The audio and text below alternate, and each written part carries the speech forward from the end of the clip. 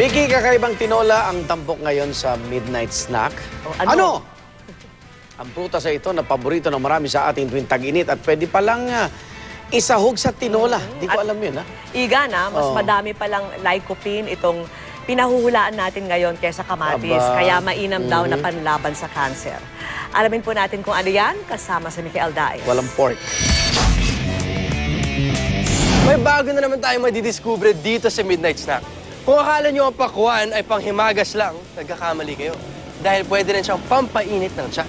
Let's find out how. Kung bored na kayo sa sayote at papaya ng inyong tinola, presenting ang paborito nyong pakwan in chicken tinola.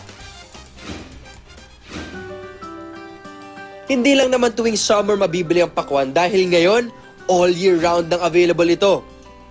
Bukod sa antioxidants, vitamin C at B6, nagtataglay daw ang pakwan ng mas maraming lycopene kaysa kamatis. Base sa mga pag-aaral, nakatutulong ang lycopene sa iba't ibang heart disease at cancer. Meron tayong kakaibang susubukan. Tinola sa pakwan. Di ba? Tayo talaga mga Pinoy kung ano yung mga nahahalo natin sa mga pagkain natin.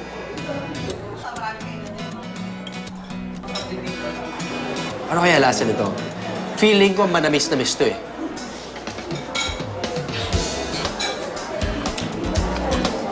Nalalasahan ko talaga yung pakwan. Parang nagiging malakaldereta siya na mas malabnaw. Malabnaw na kaldereta na pag linunok mo, dun mo nalalasahan yung pagkatamis niya. Ang sarap, ang sarap. Very social. Kumbaga, social yung lasa niya. Para sa akin, social yung lasa niya. Ang galing. Mas tumutubo ito sa mga tropical country tulad ng Pilipinas. Pero walang makapagsabi kung paano ito napadpad sa bansa.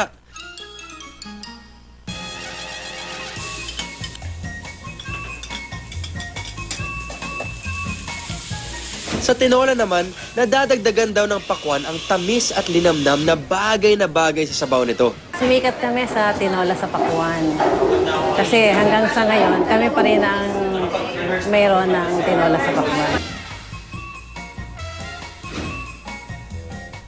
Napakamalikhain, napakamaparaan talaga ng mga Pinoy pagdating sa pagkain. Minsan nga lang sablay siya, pero minsan, kagaya ng tinola sa pakwan, napakasarap niya. Ako po si Michael Daes, and this is Midnight Snack. Sana nag-enjoy kayo. See you guys.